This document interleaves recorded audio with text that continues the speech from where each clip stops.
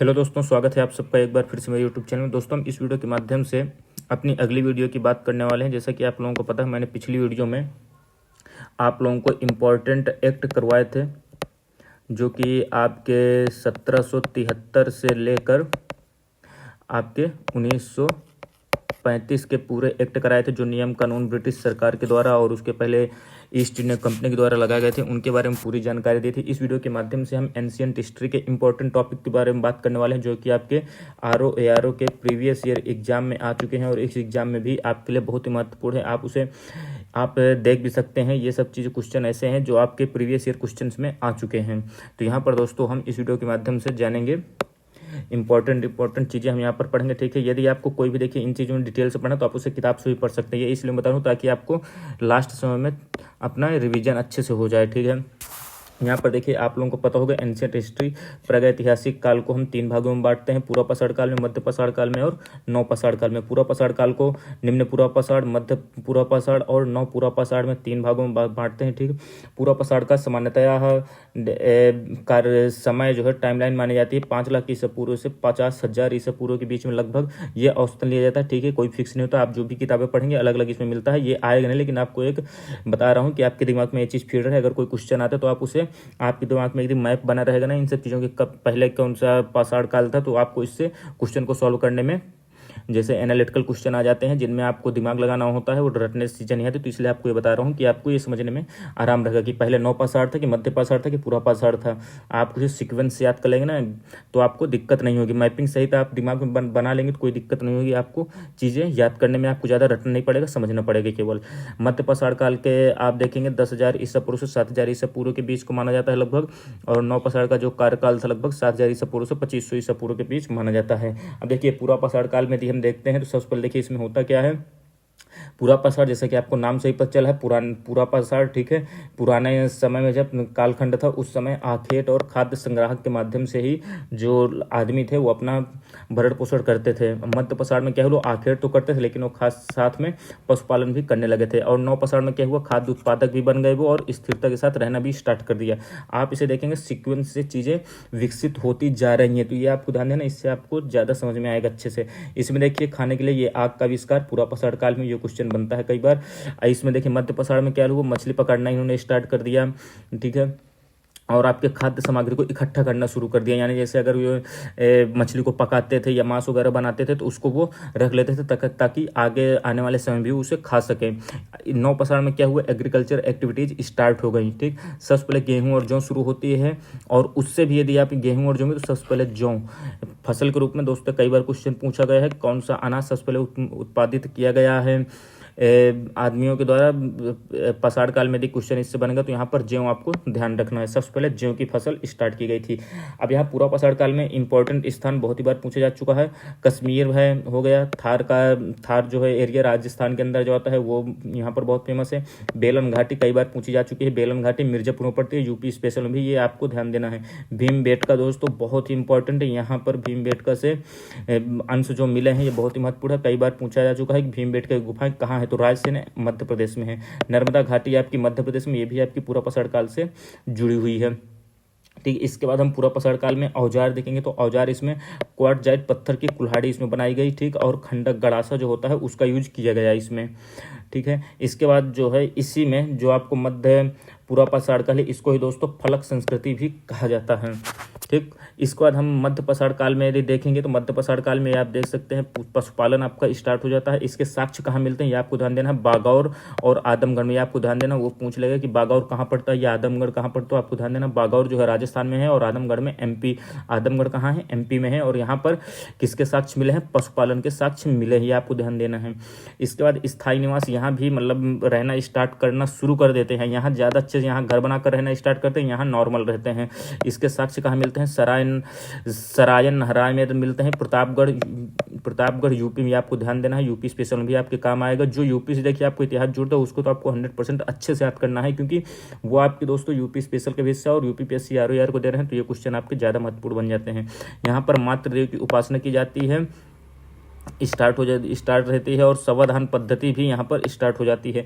औजार यहाँ पर क्या इंपॉर्टेंट है, तीर कमान स्टार्ट हो जाते हैं और माइक्रोलिथ टाइप के औजार यहाँ पर स्टार्ट हो जाते हैं। माइक्रोलिथ औजार का मतलब क्या है, पत्थर जो होते थे पहले बड़े बड़े पत्थर के औजार बनाए जाए, जैसे कुठारी वगैरह होती थी, बड़ा साइज होता था। माइक्रोलिथ में क्या है, इन्हें घिस घिस के छोटे करके पत्थरों के छोटे आकार के यहाँ पर हथियार बनाए लगे। किस लिए बनाते थे, ये मछलियों को पकड़ने के लिए, जीव जंतु को मारने के लिए। मछलियाँ जैसे हो गई या आपके जीव जंतु जो हैं इनको मारकर खाने के लिए ये सब चीज़ें ये बनाते थे। इसके बाद यहाँ पर आप देखिए पशुपालन में आपको फर्स्ट पालतू पशु कौन से मिला था, डॉग मिला था। ठीक, मिट्टी के बने मृदभांड यहाँ पर मिलते हैं, मिट्टी के मिले मृदभांड यहाँ पर मिलती है। ये भी कई बार पूछा जा चुका। आगे भी एक क्वेश्चन आपके सिंधु घाटी सभ्यता से भी जुड़ता है। ठीक है, उसके बारे में आगे बताऊंगा अगली वीडियो में। इसके बाद यहाँ मानव घर बनाकर रहना स्टार्ट कर दिए। घर की आकृति क्या रहती थी, ये भी आपको ध्यान देना है, गोलाकार और आयताकार आकृति रहती थी। मानव का फर्स्ट राज्य ये आप देख सकते हैं, जौ की खेती उन्होंने स्टार्ट की थी। और इसी 9 पसाड़ काल में ही खजूर कपास की खेती भी स्टार्ट हो जाती है। चावल के प्राचीनतम साक्ष्य आपके कहाँ मिलते हैं, कोल्डिहुआ मिलते हैं। और कोल्डिहुआ कहाँ है, प्रयागराज में। ये भी बहुत इंपॉर्टेंट है दोस्तों, आपके यूपी स्पेशल में बहुत इंपॉर्टेंट है। यहाँ पर गर्तावास कहाँ मिला, गर्तावास का मतलब क्या होता है, गर्त आवास यानी नीचे गाड़ा जाता है। मनुष्य की जब मृत्यु हो जाती थी, गर्तावास उसे कहते हैं, यानी उसको दफनाने के जो अवशेष मिले हैं कहाँ मिले हैं, बुर्ज होम में मिले हैं। बुर्ज होम कहाँ है, जम्मू कश्मीर में। ये आपकी बहुत इंपॉर्टेंट क्वेश्चन है। और इसमें होता था गर्तावास में कई जगह साक्ष्य मिले हैं कि मालिक के साथ कुत्तों को भी दफनाया जाता था। तो इससे आपको समझ में आता होगा कुत्ता पहला पालतू पशु था। पहिए का आविष्कार भी इसी में हुआ था। ठीक, तो ये आपका हो गया। इसके बाद जो है अगला हम देखेंगे दोस्तों हड़प्पा कल्चर के बारे में। हड़प्पा कल्चर को 2500 से 1750 ईसा पूर्व के बीच में माना जाता है। और इसकी खोज जानकारी कैसे मिलती है, C14 जो है कार्बन पद्धति तो होती है, उसके माध्यम से इसके एज का पता चलता है। और ये कल्चर कैसा था, कांस्ययुगीन कल्चर था। ये आपको ध्यान देना है। हड़प्पा कल्चर कैसा था, कई बार आ चुका है। ताम्रयुगीन है कि कांस्ययुगीन है, कैसा क्या है, तो आपको ध्यान देना कांस्ययुगीन है।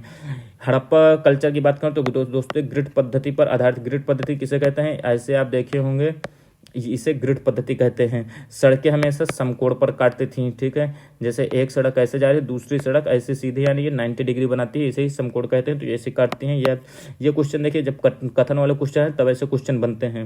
ये आपको ध्यान देना। पेपर के लोड आप जानते हैं, पेपर के लोड हाई होता जाता जा रहा है। चाहे कोई भी आप यूपी ट्रिपल ले लीजिए, यूपीपीएससी ले लीजिए। यूपीपीएससी का तो हाई रहेगा ही, लेकिन यूपी ट्रिपल अब ऐसे कूट वाले क्वेश्चन पूछने लगे तो आपको ध्यान देना, अच्छे से ध्यान देना है। अब यहाँ पे देखिए, सबसे पहले आपको ध्यान देना है जो सिंधु घाटी सभ्यता थी वो कैसे थी। उसके नॉर्थ में आपको ध्यान देना, नॉर्थ में मांडा था। ये कई बार क्वेश्चन बन चुका है कि नॉर्थ की तरफ सबसे नॉर्थ ईस्ट पॉइंट कौन सा है सिंधु घाटी सभ्यता का, नॉर्थ ईस्ट पॉइंट है मांडा। इसके बाद साउथ का कौन सा है, दैमाबाद है, जो कि महाराष्ट्र में प्रवरा नदी के पास है, ये चेनाब नदी के पास है।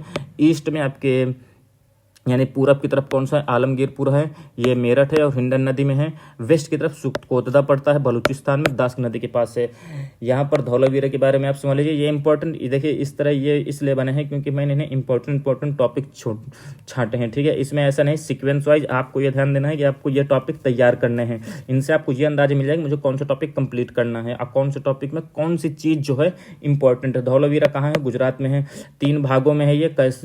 यहाँ पर क्वेश्चन बन सकता है कौन सी ऐसी सिंधु घाटी सभ्यता थी जो 3 भागों में बटी थी। तो इसमें देखिए दुर्ग था, मध्यम नगर था और निचला भाग। तो दुर्ग में राजा रहते थे, मध्यम नगर में मीडियम वाले लोग रहते, निचले में कर्मचारी जो बहुत निचले तबके के आते थे वो लोग रहते थे। सबसे पहले कपास यहीं मिला है सिंधु घाटी सभ्यता में। ठीक, कुबड़ वाले सांड को विशेष महत्व दिया जाता था। घोड़ा यहाँ पर मिला है सुरकोतदा से। घोड़े के अवशेष सबसे पहले कहाँ मिले हैं, सुरकोतदा, ये आपको ध्यान देना है। ठीक है, सुरकोतदा है कहाँ, ये भी आपको देख सकते हैं। सुरकोतदा कहाँ है, बलूचिस्तान में। माप तौल की यहाँ पर अगर इकाई पूछी जाएगी, इकाई आपको ध्यान देना है 16 का गुणक मान जाता है। और यहाँ पर यदि माप तौल किस पद्धति पर आधारित, तो ये आपको ध्यान देना है दशमलव, यहाँ पर लिखा है लेकिन मैं बताऊँ दशमलव पद्धति पर आधारित, ये भी आपको ध्यान देना है। ये समाज कैसा था, मात्र सत्तात्मक समाज था। यहाँ पर विशेष महत्व किस किन चीज़ों का था, जैसे स्वास्तिक चिन्ह का विशेष महत्व था। वृक्ष पूजा यहाँ पर होती थी, पुष्प पूजा भी होती थी, आपको ध्यान देना है। लिपि यहाँ की कैसी थी, चित्रात्मक थी। और लिखी कैसी जाती थी, दाएं से। ये देखिए, आप अगर अपने को देखेंगे, ये आपका लेफ्ट हैंड है, ये राइट हैंड तरफ है, राइट हैंड से स्टार्ट होती थी।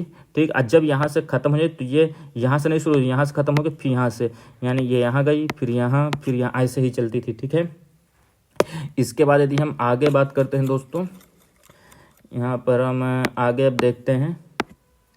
आगे आप देखिए लिप यहाँ की चित्रात्मक थी और इसे क्या कहा जाता है, बूस्ट्रोफेडेन शैली इसे कहा जाता है। ये आपको ध्यान देना है नाम, बूस्ट्रोफेडेन शैली। इसके बाद हम यहाँ पर अब देखेंगे, ये महत्वपूर्ण है आपके लिए, ठीक है। हड़प्पा सभ्यता, मोहनजोदड़ो, चनहूदड़ो, कालीबंगन, रंगपुर, रोपड़, लोथल, आलमगीरपुर, ठीक। हड़प्पा सभ्यता आपकी किस नदी के तट पर है, रावी नदी के तट पर। मोहनजोदड़ो सिंधु नदी के, चनहूदड़ो सिंधु नदी के तट पर, कालीबंगन घग्गर नदी के तट पर, रंगपुर भादर नदी के तट पर, रोपड़ सतलज नदी के तट पर, लोथल कहाँ पर है, भोगवा नदी के तट पर, और आलमगीरपुर हिंडा नदी के तट पर। इसका सर्वप्रथम सर्वे किसने किया था, ये आपको ध्यान देना, कनिंघम ने किया था 1853 में। ये कनिंघम कौन है, ये आपको मुझे कमेंट बॉक्स में बताना है। कनिंघम का और क्या योगदान है हिस्ट्री में, ये आपको मुझे कमेंट बॉक्स में बताना है और इनके बारे में बताना है मुझे। इनका उत्खनन करता कौन, दयाराम साहनी जी हैं, 1921 में किया था। और मोहनजोदड़ो की किसने की थी, रखालदास बनर्जी जी ने 1922 में की थी। चनहूदड़ो किसने की थी, एमजी मजूमदार ने 1935 में की थी। और कालीबंगन की बीबी लाल जी ने की थी। रंगपुर के माधव स्वरूप वत्स ने की थी 1935 में। और रोपड़ की बीबी लाल ने 1950 में। लोथल की एस आर राव 1954 में। और आलमगीरपुर की यज्ञदत्त शर्मा, ये आपको ध्यान देना क्योंकि ये कहाँ है, आलमगीरपुर। कमेंट बॉक्स में आप बताइएगा कहाँ पर है आलमगीरपुर, मैं बता चुका हूँ अभी पीछे वीडियो में। आपका हड़प्पा सभ्यता कहाँ पड़ता है, पाकिस्तान में पड़ता है, ये भी पाकिस्तान में, ये भी पाकिस्तान में है। कालीबंगन कहाँ है आपका, राजस्थान में, आपको ध्यान है। रंगपुर कहाँ है, गुजरात में है। रोपड़ कहाँ है, पंजाब में है। लोथल कहाँ है, गुजरात में है। आलमगीरपुर मेरठ में है। अब देखिए मोहनजोदड़ो से आपको क्या क्या मिलता है। मोहनजोदड़ो से विशाल स्नानागार, कई बार क्वेश्चन आ चुका है। विशाल अन्नागार का भी क्वेश्चन आ चुका है। सबसे बड़ा एरिया अन्नागार, विशाल अन्नागार यही है। नर्तकी की मूर्ति है कांस्य की, और ये किस पद्धति पर है, तो दोस्तों ये मोम से बनी है, ये आपको ध्यान देना है। ये क्वेश्चन कई बार पूछा जा चुका है। चनहूदड़ो में आपको क्या मिला है, वक्राकार ईंटें। ये एकमात्र जगह है जहां से वक्राकार ईंटें मिली हैं, और यहाँ पर मनका का कारखाना भी मिला हुआ है। कालीबंगन में क्या है, अलंकृत ईंटें हैं, लकड़ी की नाली है, यहाँ पर जुते हुए खेत यहाँ पाए गए हैं, और हल की कॉपी पाई गई है, ठीक। रंगपुर में धान की भूसी मिली है। और आप मुझे ये आंसर बताइए, मैंने आपको पिछले ही बता दिया है। चावल के साक्ष्य आपको कहाँ से मिले हैं, किस जगह से, आपको मैं हिंट बता दे रहा हूँ, यूपी में मिले हैं, आपको बताना है कहाँ से मिले हैं। रोपड़ में कुछ खास ऐसा नहीं है जो आपको याद करना है। लोथल में आपको धान की भूसी यहाँ से मिली है। धान की भूसी कहाँ से मिली है, लोथल और रंगपुर से, आपको ध्यान देना है। गोदीवाड़ा यहाँ से मिला हो। और मनका कारखाना है, मनका कारखाना और कहाँ से था, चनहूदड़ो में भी था, ठीक। इसके बाद आप ये नीचे देखिए, वेद और ब्राह्मण ग्रंथ, ये आपको कई बार क्वेश्चन पूछ लेता है, कूट के माध्यम से, कूट मिलाने को भी पूछता है। ऋग्वेद के 2 हैं, ऐतरेय और कौसुतकी हैं। यजुर्वेद के शतपथ हैं और तैत्तिरीय हैं। सामवेद के पंचविश हैं और खड़विश हैं। अथर्ववेद का गोपद ब्राह्मण ग्रंथ है, ये आपको ध्यान देना है। ऋग्वेद के ऐतरेय, कौसुतकी, यजुर्वेद के शतपथ, तैत्तिरीय, सामवेद का पंचविश, खड़विश, अथर्ववेद का गोपद। अथर्ववेद पर लिखी टीका कौन सी है, प्रबंध चिंतामणि है। अर्थ शास्त्र को दोस्तों यहाँ पर माफ करिएगा, अर्थशास्त्र पत्र पर लिखी गई टीका कौन सी, प्रबंध चिंतामणि, आपको क्वेश्चन आ चुका है। अर्थशास्त्र को लिखा किसने है, कौटिल्य ने। गार्गी संहिता क्या है, ये ज्योतिष ग्रंथ है। परिशिष्ट पर्व क्या है, जैन धर्म की एक ग्रंथ है, ये आपको ध्यान देना है। इसके बाद ये आपको ध्यान देना है, अभिलेख, ये महत्वपूर्ण अभिलेख है।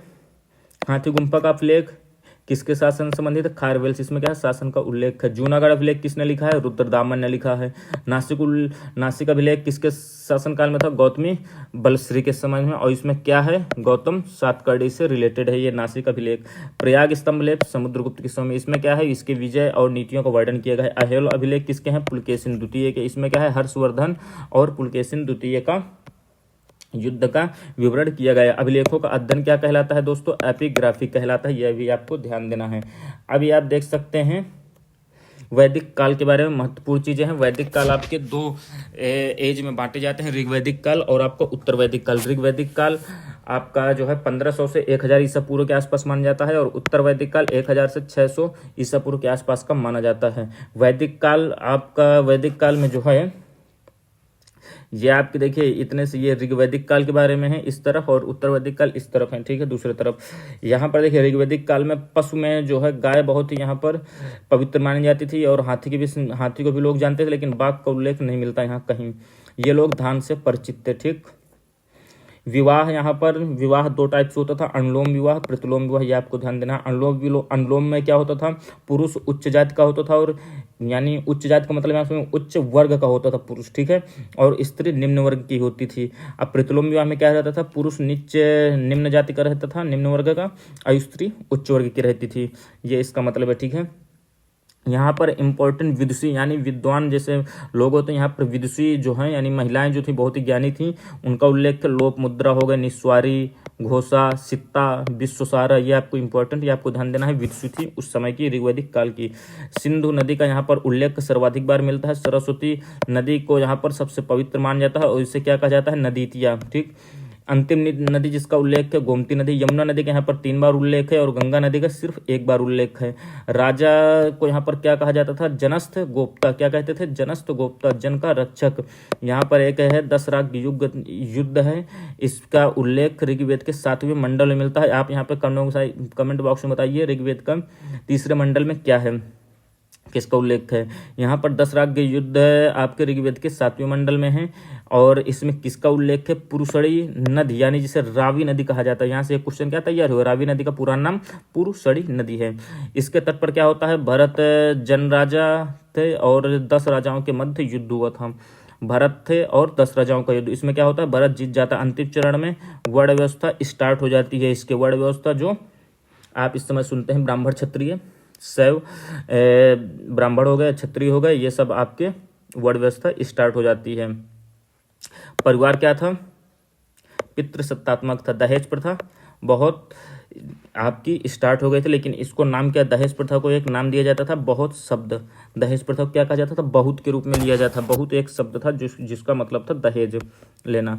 इसके बाद अब देखिए उत्तर वैदिक काल की बात करें, शतपथ ब्राह्मण में गंडक सदा नीरा का उल्लेख है।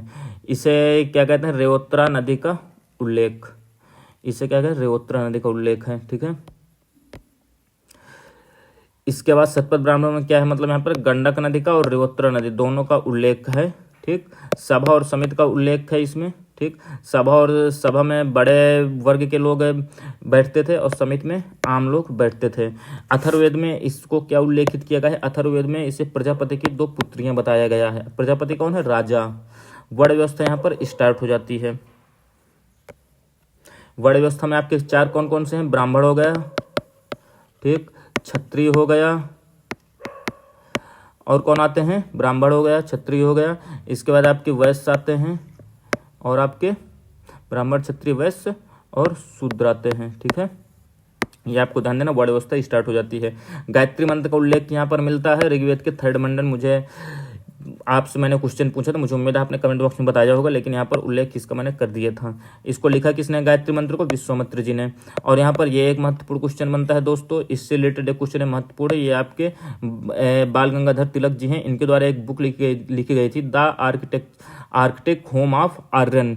The Arctic home of Aryan, इसमें क्या उल्लेख किया गया है, इन्होंने बताया है कि आर्यन जो है उत्तरी ध्रुव की तरफ से आए हैं। तिलक के द्वारा बुक लिखी गई थी। तैत्तिरीय उपनिषद में क्या उल्लेख है, सदा सत्य बोलो का उल्लेख है। आप मुझे ये बताइए तैत्तिरीय उपनिषद किस आपके वेद से रिलेटेड है। तो ये दोस्तों उम्मीद है मुझे आपको समझाने में मैं सफल हुआ हूँगा। और आपको यदि कोई भी कन्फ्यूजन है तो आप कमेंट बॉक्स में बता सकते हैं। ये एक आज की वीडियो थी, मुझे उम्मीद है आप इनको देखिए, आप ये समझ, आपको ये लगेगा कि मैं इनमें टॉपिक बहुत कम कम करा रहा हूँ तो दोस्तों, लेकिन ये मैं इसलिए कर रहा हूँ तो आपको ये पता चला, जब आप रिवीजन करेंगे तो आपको ये समझ में आएगा कि मुझे कौन कौन से टॉपिक से क्या क्या टॉपिक पढ़ने हैं, ठीक है। इनसे आपको पर्याप्त नहीं होगा, लेकिन फिर भी ये कैसी चीज़ें क्रक्स से निचोड़ है पूरा, ये अगर इससे आप पढ़ लेंगे तो आपका क्या कहते हैं, कट ऑफ तो 100% क्लियर हो जाएगा, ठीक है। ये आपको ध्यान देना, ये प्रिय है, आपको अच्छे से टॉपिक्स को रिवाइज करना है। दोस्तों उम्मीद है आपको वीडियो पसंद आएगी। यदि आपको कोई भी कंफ्यूजन है तो कमेंट बॉक्स में बताइएगा। मिलते हैं अगले वीडियो में, तब तक के लिए दोस्तों धन्यवाद, जय हिंद।